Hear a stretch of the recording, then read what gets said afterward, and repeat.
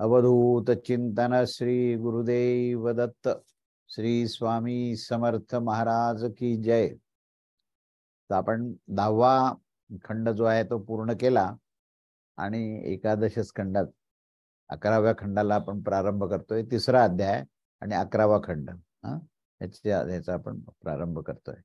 तेव्हा या 11व्या खंडाचा जो विषय आहे तो विषय हा माणसाचे भोगपूर्ण तृप्त झाले म्हणजे ते सर्व लोकांमध्ये गेल्यानंतर त्या भोगक्षयाच्या नंतरचा जो जो काही त्याची स्थिती आहे त्याच्यावर उपसंहार आपण केला।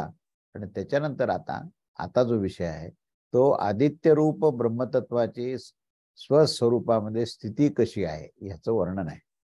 म्हणजे आदित्य हा जो आहे हा प्रत्यक्ष परमेश्वरच आहे आणि तो ब्रह्मस्वरूपच आहे आणि तो स्वस्वरूप म्हणजे आपल्या आत्मस्थितीमध्ये त्या आदित्य रूपी ब्रह्मतत्वाची स्थापना कशी करायची, स्थिती कशी आहे, तर असा हा विषय आहे। तेव्हा सर्व भोग संपन्न झाल्यानंतर कुठल्याही प्रकारचे भोग राहत नाहीत, तेव्हाच हे शक्य आहे। तेव्हा आदित्य रूपी जे ब्रह्मतत्व आहे ते ब्रह्मतत्व स्वस्वरूपामध्ये ते कसं स्थित असतं अशा प्रकारचा हा विषय आहे।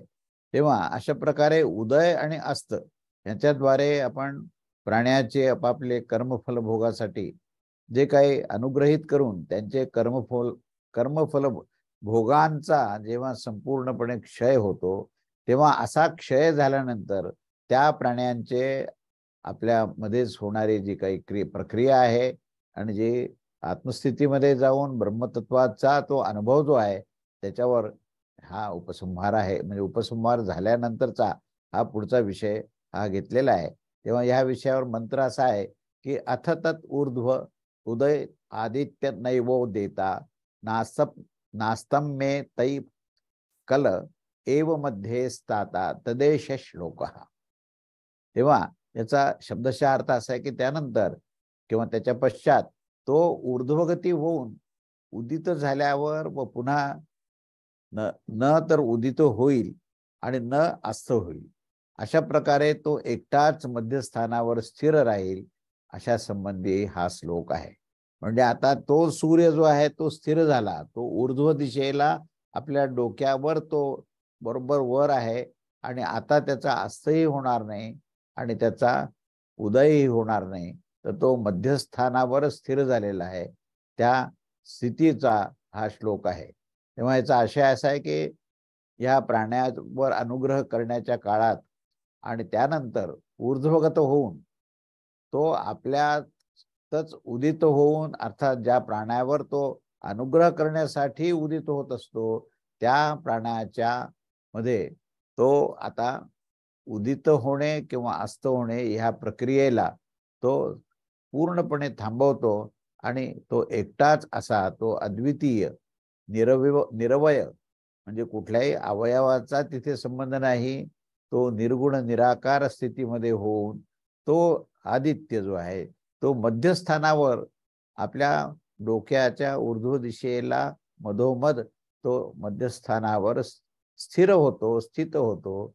आणि अशा या अवस्थेमध्ये त्याची जी स्थैर्य जे डोक्यावर झालेलं आहे त्याला आता क्रिया नाही, त्याचा उदय आणि अस्त नाही, अशा या आदित्याच्या स्थितीमध्ये आपली कर्ममुक्तीच हे एक प्रकारे हे द्योतक आहे की कर्ममुक्ती झाली की त्याचं जे आचरण आहे ते कसं होतं, तर ते वसु इत्यादी जे देवता आहेत त्याच्या समान आदित्याचं सुद्धा हे आचरण तसंच होतं आणि तो डोक्यावर येऊन शांत आणि स्थिर होतो। जो रोहितादी अमृतभोगाचं दर्शन घडवत असतो असं कोणी एका विद्वानाने या उपयुक्त क्रमाने व आत्मभूत सूर्यास आत्मरूपाने उपलब्ध करत असताना ह्या समाहित चित्त होऊन ह्या अशा मंत्राचा त्यांनी साक्षात्कार केला आणि त्यानंतर उत्थान झाल्यावर आपल्यालाच प्रश्न करणाऱ्या एका दुसऱ्या व्यक्तीस ह्या असे हे सर्व निवेदन केले, कथन केले। तेव्हा त्यास जो काही प्रश्न विचारला गेला की तुम्ही ब्रह्मलोकातून आलेला आहात का, तर असे सांगा की काय तो सूर्य त्या ठिकाणी हा उगवतो आणि मावळतो का, की तिथे दिवस आणि रात्र त्या ब्रह्मलोकामध्ये निर्माण होतो का, आणि तेथील प्राण्यांच्या आयुष्यामध्ये सुद्धा हे क्षीण होत असतं का, तिथेही जन्ममृत्यू आहेत का, ज्या प्रकारे की येथे आमच्या पृथ्वीवर हे आयुष्य क्षय होत असतो, वेळेप्रमाणे दिवसमानाप्रमाणे व संवत्सराप्रमाणे आयुष्यमान हे क्षय होत असतो.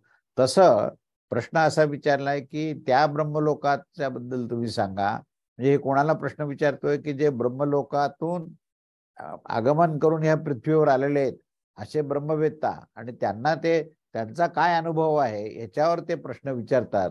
आणि तो प्रश्न असा आहे की तिथे सुद्धा सूर्य उगवतो आणि मावळतो का, तिथेही दिवस आणि रात्र असते का, आणि तिथेही दिवस रात्र असल्यामुळे आयुष्य क्षीण होतं का, आणि तिथे सुद्धा आयुष्यास क्षय होत असतो का, असा जो काही प्रश्न त्याने विचारला, तेव्हा त्याचं उत्तर जे काही आहे अशा प्रकारे विचारलेल्या प्रश्नाच्या विषयामध्ये त्या ब्रह्मवेत्ता योगीद्वारा सांगितलेले असे हे श्लोक आहेत. हे असं हे श्रुतीचं वाक्य आहे. तेव्हा त्याच्या संदर्भातच त्यांनी सांगितलं की तेथे आदित्याची स्थिती काय आहे, हे आता आपण या मंत्रात पाहिलं की आदित्य तो आहे तो स्थिर आहे. त्यामुळे तेथे सूर्योदय नाही, तेथे सूर्यास्त नाही, आणि त्या ठिकाणी अखंड त्या ठिकाणी प्रकाश आहे, प्रकाशमय असा तो लोक आहे. त्यामुळे त्याच्यावर आता ते विद्वान आपला काय काय अनुभव या ब्रह्मलोकाच्या संबंधात सांगतात हे आपण पुढच्या श्लोकात पाहूया. तेव्हा ब्रह्मलोकाच्या विषयामध्ये विद्वानांचा अनुभव काय आहे ते या मंत्रात सांगितले की न वै तत्र न निम्लोच नोदियाय कदाचन देवास्तानाम देवास्ते नाहम सत्येन मा विराधशी ब्रह्मणे रीती. त्याचा अर्थ असा की तिथे निश्चितच असं काही होत नाही, म्हणजे त्या ठिकाणी सूर्याचा उदय आणि त्या ठिकाणी अस्त होत नाही. हे पहिल्यांदा त्याने त्या प्रश्नाचं उत्तर दिलं की त्या ठिकाणी सूर्याला क्रिया नाहीये, सूर्य अक्रिय स्थितीमध्ये आलाय, आणि अक्रिय स्थिती हीच आत्मतत्वाची किंवा ब्रह्मतत्वाची स्थिती आहे.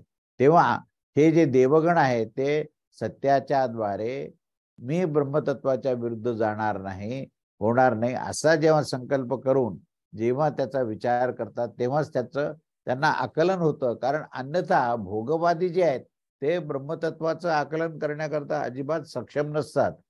पण जेव्हा त्या देवगणांना सुद्धा असं वाटतं की आपण पुष्कळ भोग भोगले, पण आता ब्रह्मतत्वाचं जर आपल्याला अध्ययन करायचं असेल तर पहिल्यांदा काय करावं लागेल की आपण सत्याच्या द्वारे जे ब्रह्मतत्वाची उपलब्धी आहे त्याच्या विरुद्ध जाण्यात अर्थ नाही, म्हणून पहिल्यांदा ते सांगतायत की मी ब्रह्मतत्वाच्या विरुद्ध जाणार नाही, आणि मला त्या ब्रह्मतत्वाचं आणि त्या ब्रह्मलोकाबद्दलचं मला जिज्ञासा आहे असं ते देवगणही म्हणतात. आणि भूलोकामध्ये जो जिज्ञासू जो भक्त आहे तो सुद्धा हाच प्रश्न विचारतो. तेव्हा या दुसऱ्या मंत्राचा आशय असा आहे की जेथून ज्या ब्रह्मलोकापासून मी आलो आहे तेथे काय आहे हे त्या ब्रह्मवेत्ता म्हणजे ब्रह्मस्वरूप असलेला तो ब्रह्मलोकातून तो भूलोकात आलेला आहे त्याचं हे उत्तर आहे. आणि तो सांगतो की तेथे त्यात हे निश्चितच हे असं आहे की जे तुम्ही विचारत आहात, म्हणजे तुम्ही काय विचारले की तिथे अस्त आहे का उदय आहे, तर तसं अजिबात तिथे काही नाहीये. म्हणजेच त्या ठिकाणी न सूर्यास्त असतो, न कधी सूर्य हा उगवत असतो, किंवा एका स्थानाहून दुसऱ्या स्थानावर सूर्य जात असतो. तर तो एका स्थानावर तो स्थिर आपल्या ऊर्ध्व दिशेमध्ये डोक्याच्या मध्य दिशेतून जर आपण ऊर्ध्व दिशा पाहिली तर त्या ठिकाणी तो स्थिर असतो. म्हणून तो आत्मतत्वाचा किंवा ब्रह्मतत्वाचं प्रतीक म्हणून आपल्याला त्याला बघता येतं. जो क्रियाशील आहे, ज्याच्यामध्ये क्रिया आहे, तो प्रकृतीच्या आश्रयाला गेलेला आहे. पण जो अक्रिय आहे त्याचा प्रकृती संबंध विच्छेद झालेला आहे आणि तो ब्रह्मस्वरूप झालेला आहे. म्हणून ब्रह्मलोकामध्ये असलेला जो सूर्य आहे तो स्थिर आहे, ऊर्ध्व दिशेला आहे, आणि तो उगवत नाही आणि तो मावळत नाही. त्यामुळे ह्या क्रियेने तो रहित असतो, अशी जी गोष्ट आहे. तर हे कदाचित भूलोकाच्या लोकांना हे असंगत वाटू शकतं. कारण अशा प्रकारे सांगितल्यावर समजा की तेथे शपथ घेऊन सांगतात की देवगण तुम्ही साक्षी आहात का, ऐका, मी जे काही सत्यवचन बोललो त्या सत्याच्या द्वारे मी ब्रह्मतत्वास ब्रह्मस्वरूपाच्या विरुद्ध न होता, अर्थात ब्रह्मतत्वाची अप्राप्ती न हो, अशी ते देवगण सुद्धा या सगळ्या संवादाच्या संदर्भात ते बोलतात की आता मला सत्याची उपलब्धी झाली पाहिजे.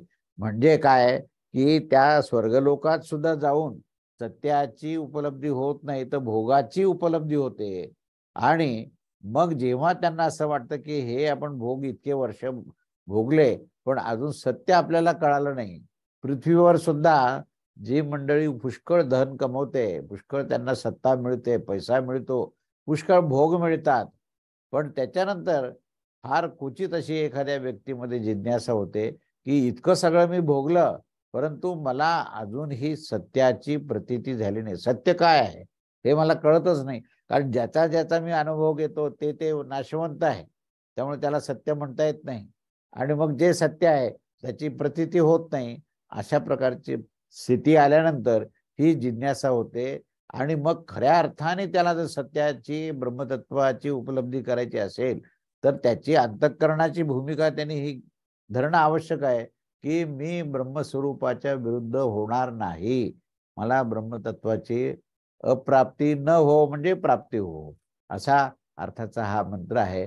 तेव्हा आता ब्रह्मतत्वाच्या प्राप्तीचा हा विषय आहे. आता आपण मधुविद्या आपण पाहिली आधी, की मधुविद्येचं फळ काय तेही आपण पाहिलं, की त्याने सत्य सांगितले आहे असं श्रुती पण दाखवत आहे. तेव्हा त्या मधुविद्येच्या संदर्भामध्ये हा तिसरा मंत्र असं मंत्र असा म्हणतो की न ह वा अस्मा उदेती न निम्लोचती सक्रद्व्या हैवास्मयी भवतीय एतामेवं ब्रह्मोपनिषद वेद. म्हणजे आता हा ब्रह्मोपनिषदचा भाग आपण पाहतोय की ब्रह्मतत्वाचं विवेचन करणारं उपनिषद ते ब्रह्म उपनिषद.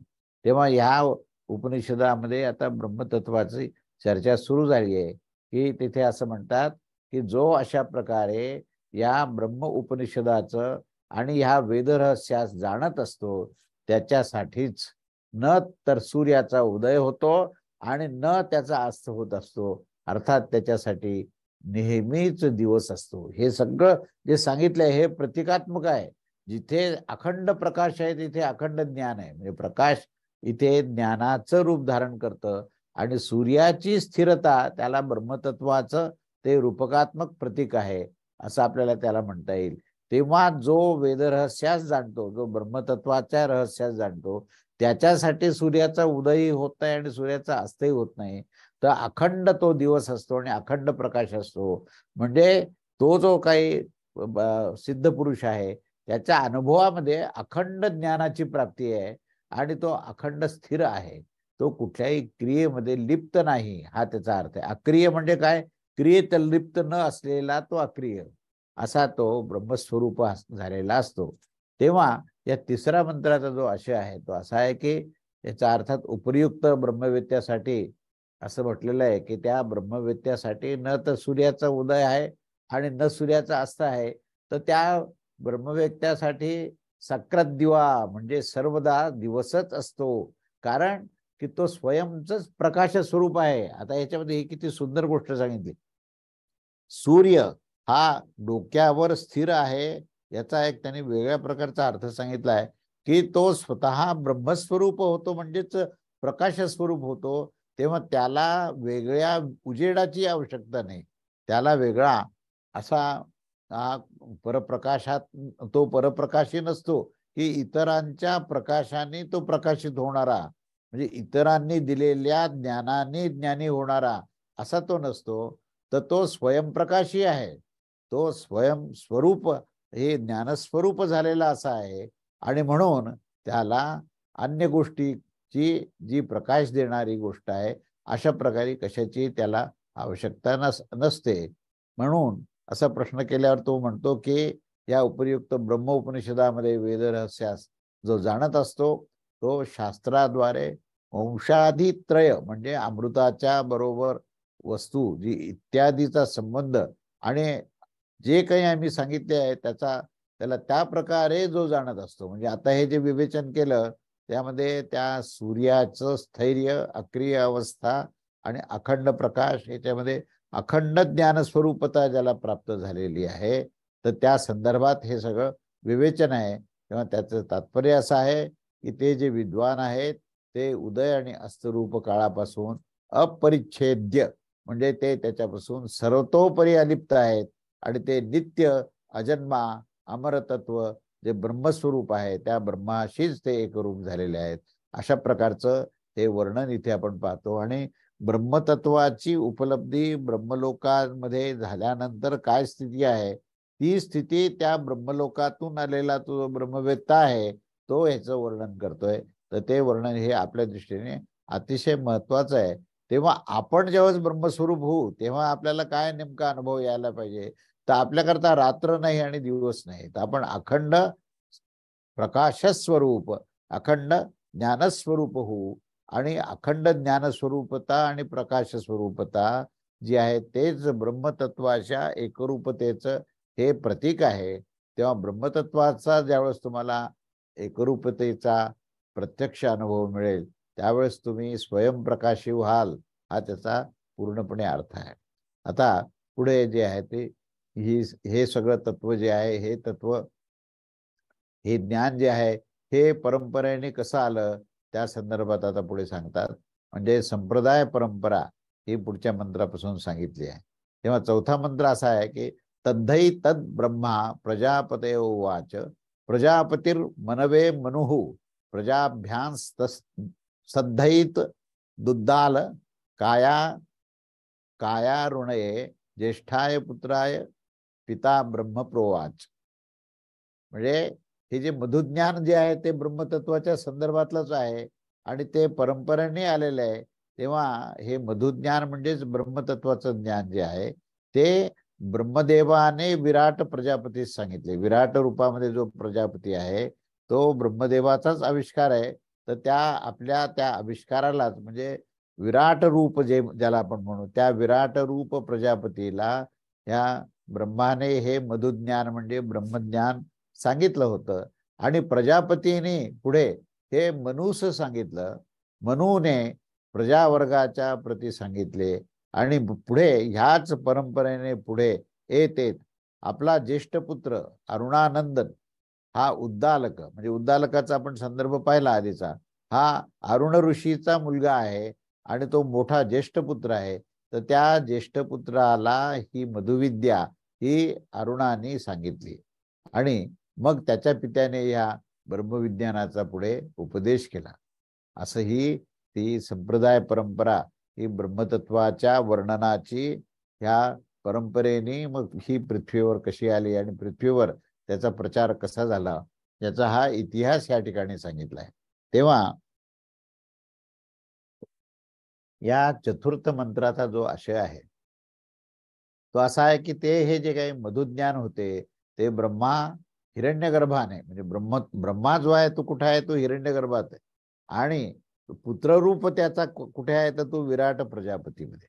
म्हणजे आपण हे पाहतो की ज्याप्रमाणे जीवाला हा स्थूल देह, सूक्ष्म देह आणि कारण देह असे तीन देह आपण मानतो. त्यामध्ये स्थूल देह हा पंचमहाभूतात्मक आहे, कारण देह जो आहे तो त्रिगुणात्मक आहे आणि जो हे तुमचा सूक्ष्म देह आहे तो कारण देह तो त्रिगुणात्मक आहे आणि कारण देह जो आहे तो पंचतन्मात्राक विषयामध्ये आहे. असे हे तीन देह जीवाला प्राप्त होतात. त्याचप्रमाणे समष्टीमध्ये जर विचार केला तर समष्टीमध्ये प्रथम महत्त्व आहे ते परमेश्वराच्या मधून जिज्ञासेच्या निमित्ताने की मी कोण आहे ही जिज्ञासा परमात्म्यालाच झाली आणि त्या जिज्ञासेतून महत्त्व निर्माण झालं. महत्त्वातून पुढे हिरण्यगर्भ झालं आणि त्या हिरण्यगर्भातून पुढे विराट प्रजापती निर्माण झाला. अशी ही त्या ठिकाणी संप्रदाय परंपरा सांगताना हा ब्रह्मा, हिरण्यगर्भ, विराट पुरुष, या विराट पुरुषाला हे मधुज्ञान हे ब्रह्मदेवाने सांगितलं. त्यानंतर देखील पुढे या या ह्या विराट पुरुषाने त्याचा जो पहिला पुत्र मनू आहे त्या मनूला त्याने हे ऐकवलं. मनूने पुढे इश्वांकू इत्यादी प्रजावर्ग जे होते आणि आपले जे संतान होते त्या संतांना ऐकवलं.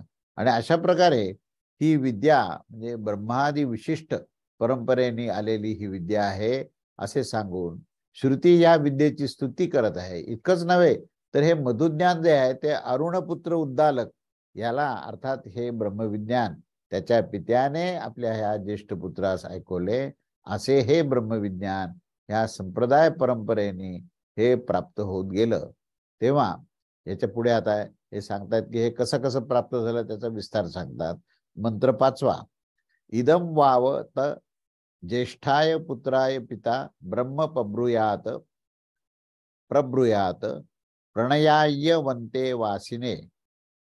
तेव्हा याचा अर्थ असा आहे की या ब्रह्मविज्ञानाचा जो पिता आपला ज्येष्ठ पुत्रास अथवा सुयोग्य शिष्यासच तो उपदेश करावा आणि त्याप्रमाणे त्यांनी तो केलेला आहे. तेव्हा कोणीही दुसरा विद्वान देखील या उपयुक्त ब्रह्मविज्ञानास सर्वात प्रिय वस्तू असलेल्या पात्र असणारा आपला हा ज्येष्ठ पुत्र आहे, तोच योग्य आहे असे समजून त्याला त्याचा उपदेश करावा, अथवा जो अत्यंत सुयोग्य असा शिष्य असेल त्या शिष्याला हे ब्रह्मविज्ञान सांगावे, असं आदेश त्या ठिकाणी दिलेला आहे या मंत्रात.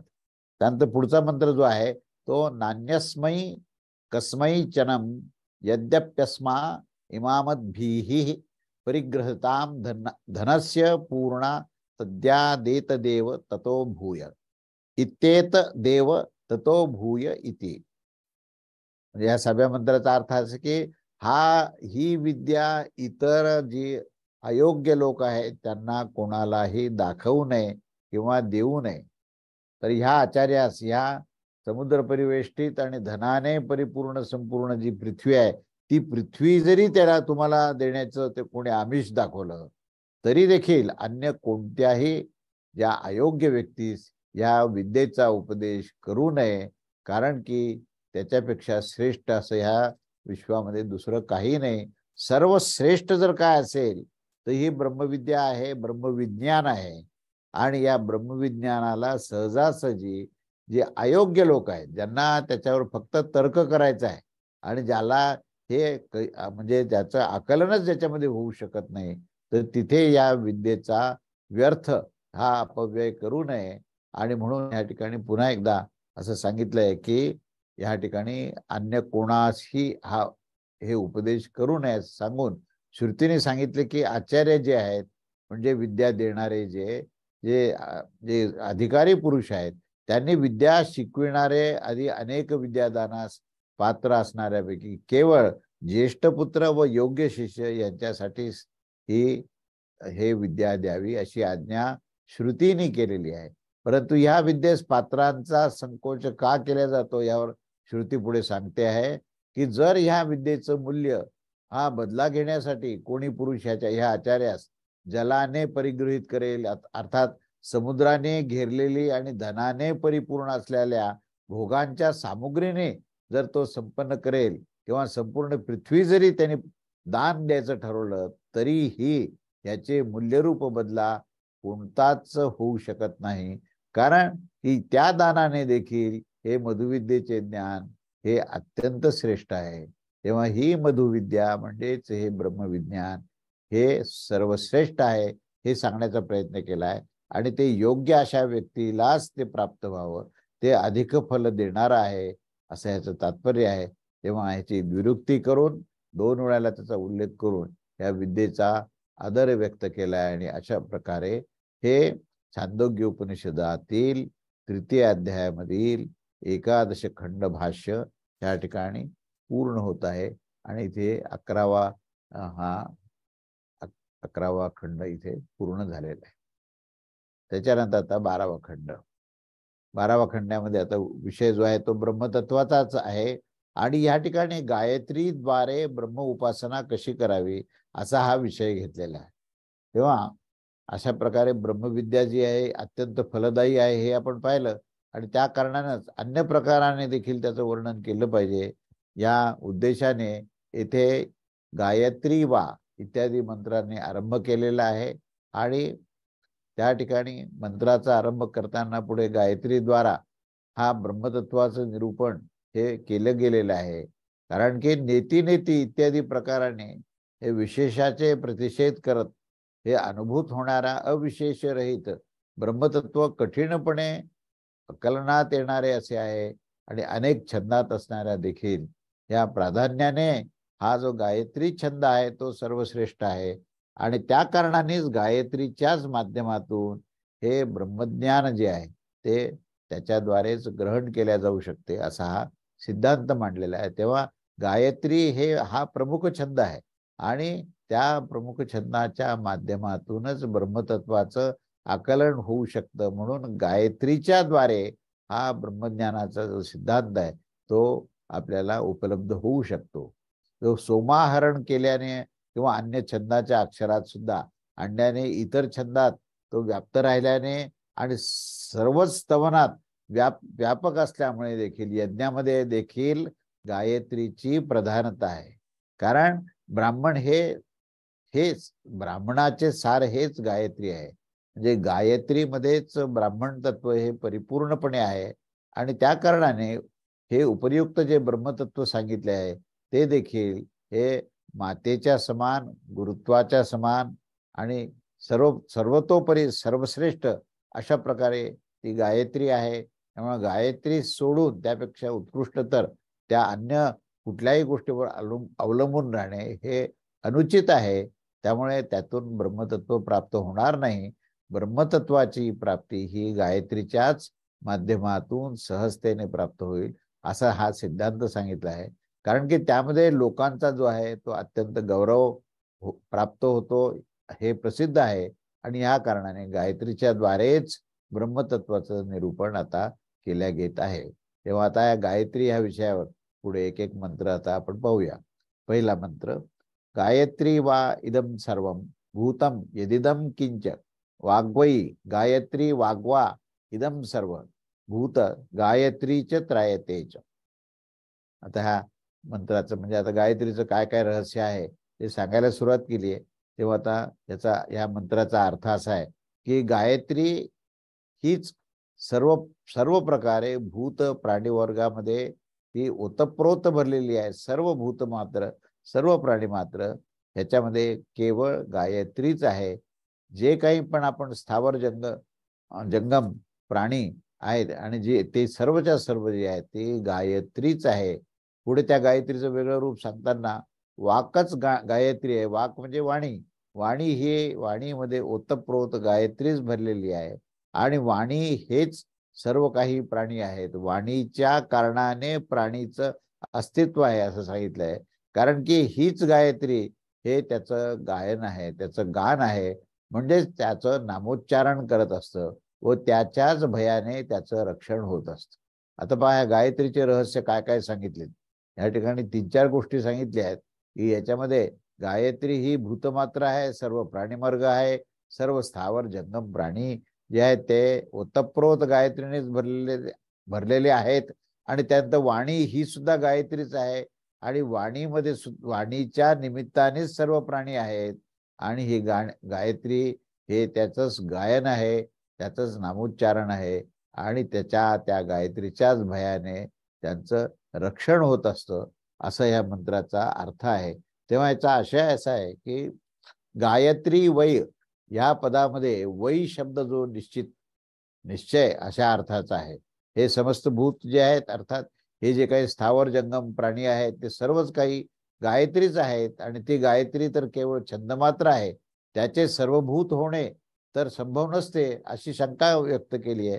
तेव्हा वाग्वई गायत्री असे सांगून ही श्रुती गायत्रीचं कारणरूप शब्दरूप वाकलाच गायत्री म्हणते. म्हणजे मुळातून ती स्पंदन रूपात आहे पण त्याचं जे काही अभिव्यक्ती आहे ती शब्दरूपात झाली आणि ती वाणीमध्ये येऊन बसली तेव्हा वाणीच गायत्री झाली आणि त्या वाणीच्या माध्यमातूनच सगळ्यांचं संरक्षण झालं असा हा मूलभूत सिद्धांत इथे मांडलाय. तेव्हा वाग्वई गायत्री असं जे काही या मंत्रात म्हटलेलं आहे तर ही वाणीच गायत्री आहे. कारण वाणीचा उद्भव जो आहे तो स्पंदनाचं रूपांतर म्हणजे अपौरुषीय अवस्थेमध्ये वेदमंत्र जे बाहेर निघाले त्या सर्वाला कारण गायत्री आहे. वेदाचा उद्भव याला गायत्री आहे.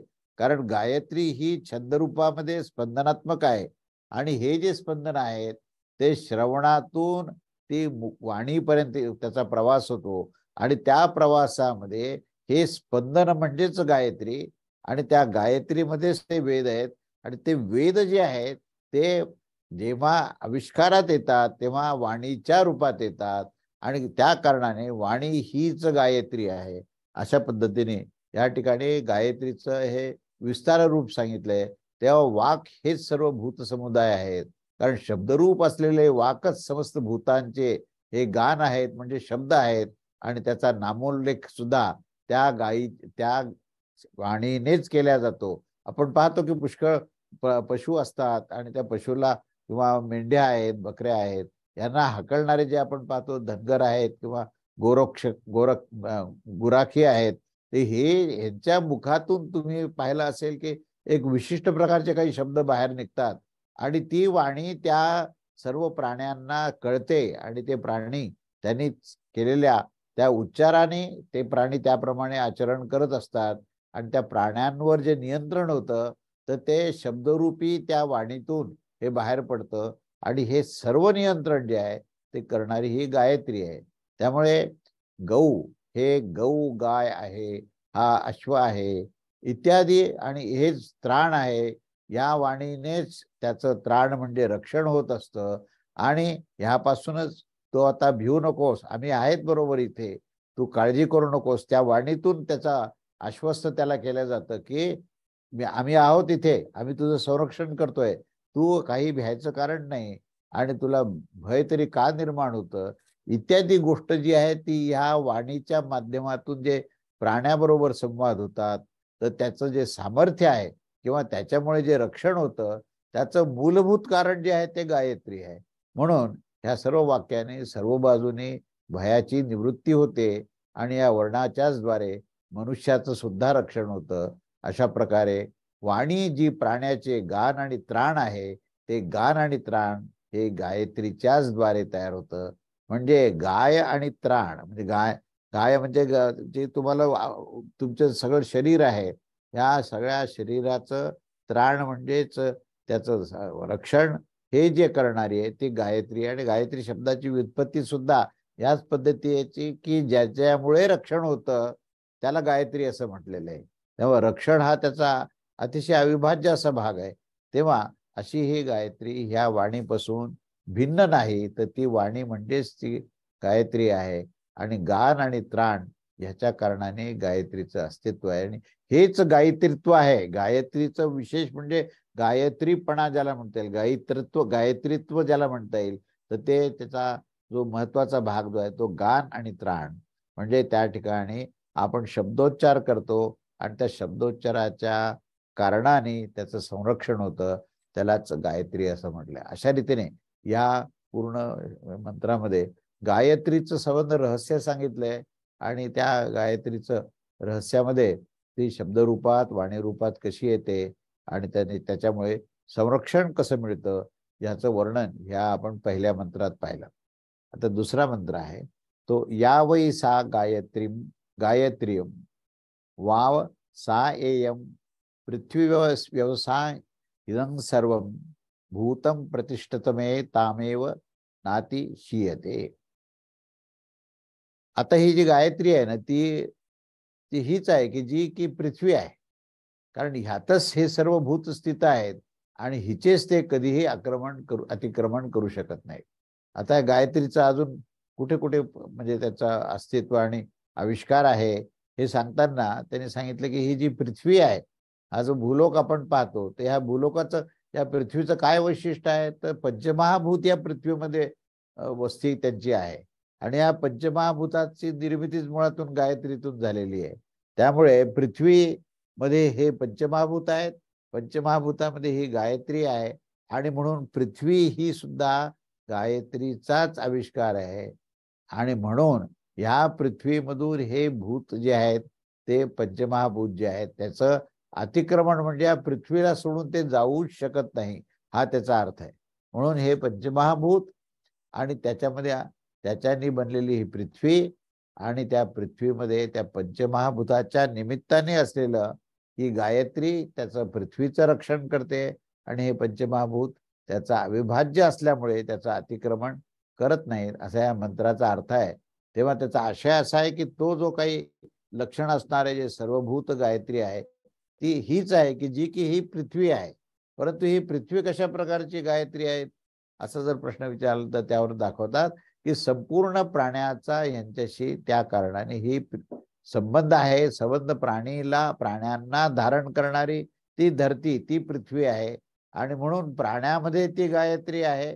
प्राण्यांना धारण करणारी पंचमहाभूतात्मक जी पृथ्वी आहे ती सुद्धा गायत्री आहे. आणि यांचा सर्व प्राण्याशी कशा प्रकारे संबंध येतो, कारण की ह्या पृथ्वीमध्ये समस्त स्थावर व जंगम प्राणी हे स्थित असतात आणि ते ह्या पृथ्वीचेच अतिक्रमण अर्थात अतिवर्तन कधीही करत नाहीत, कारण ते त्याचे अविभाज्य भाग आहे. ज्या प्रकारे गान आणि प्राण्याच्या कारणाने गायत्रीचा प्राण्याशी संबंध येतो, अगदी त्याच प्रकारे भूतांची प्रतिष्ठा झाल्यावर त्या कारणाने पृथ्वीचा भूतांशी संबंध येतो आणि त्याच कारणाने पृथ्वी ही गायत्री आहे असं या ठिकाणी ते प्रतिपादन करतात. तेव्हा या गायत्रीचा आता आपण पाहिलं की प्राणी, सर्व पंचमहाभूत, त्याचा अंतर्बाह्य आविष्कार आणि त्यानंतर वाणी, या वाणीतून प्राप्त झालेली संरक्षण, या सगळ्यामध्ये ती गायत्री आहे. आणि नंतर या दुसऱ्या मंत्रात सांगितलंय की हे सगळं पृथ्वीमध्ये स्थित असल्यामुळे पृथ्वीमध्ये सुद्धा ही गायत्री प्रस्थापित आहे. त्यानंतर आता पुढचा मंत्र तिसरा, यावै सा पृथिवेयं वावसा यदिमामस्मिन् पुरुषे शरीरम अस्मिन्हि मे प्राणः प्रतिष्ठिता एतदेवं नातिशयन्ते. आता ही जी पृथ्वी आपण बोललो की पृथ्वीमध्ये प्राण आहे, तर ही पृथ्वी पण कशी आहे की जे या पुरुषाचं शरीर आहे. जे आता आपण जेव्हा विराट पुरुषाच्या शरीराचं वर्णन करतो तेव्हा विराट पुरुष म्हटलं की तिथे पृथ्वी म्हणजेच पंचमहाभूत आले.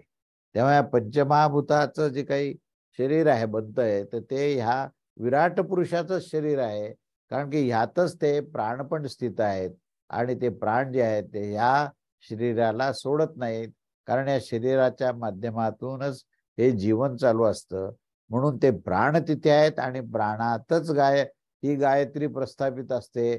आणि म्हणून ही जी काही पृथ्वी ज्या पुरुषाने धारण केलेली आहे आणि ज्या पुरुषाचं हे स्थूल शरीर आहे त्या पुरुषामध्ये प्राणरूपामध्ये ती गायत्री प्रस्थापित झालेली आहे असं या ठिकाणी सांगितलंय. तेव्हा याचा आशय असा आहे की जी पण ही काही शरीररूप गायत्री असते ती निश्चितच असते, कारण ती कोण असते तर ती ह्या पुरुषामध्ये भूत आणि इंद्रिय यांना सजीव संघामध्ये शरीर असते. म्हणजे हे शरीर कसं आहे विराट पुरुषाचं, आपण पूर्ण ब्रह्मांड रूप जो पाहतो आणि त्याच्यामध्ये विश्वरूप दर्शन होतं आपल्याला, तर त्याच्यामध्ये असलेले जे पंचमहाभूत आहेत आणि त्या पंचमहाभूतामध्ये जे इंद्रिय आहेत आणि चैतन्य जे आहे, म्हणजे जी सजीवता आहे, जे चैतन्य आहे, त्या सर्वाचा समुच्चय हे शरीर आहे. आणि म्हणून या ठिकाणी या पृथ्वीचाच तो वेगळ्या पद्धतीने आविष्कार या विराट पुरुषाच्या शरीरात आहे. आणि या शरीराचे गायत्रीत्व काय आहे, कशा प्रकारचं आहे, त्यावर सांगताना असं म्हणतात की यामध्ये भूत शब्दवाच्य प्राणप्रतिष्ठित असतो. तेव्हा पृथ्वीच्या ह्या समान भूत शब्दवाच्य प्राणाचे अधिष्ठान आहे आणि त्याच कारणाने हे शरीर त्या प्राणाच्या अधिष्ठानाच्या कारणाने हे शरीरच गायत्री आहे. कारण की प्राण ह्या शरीराचं अतिक्रमण करू शकत नाही.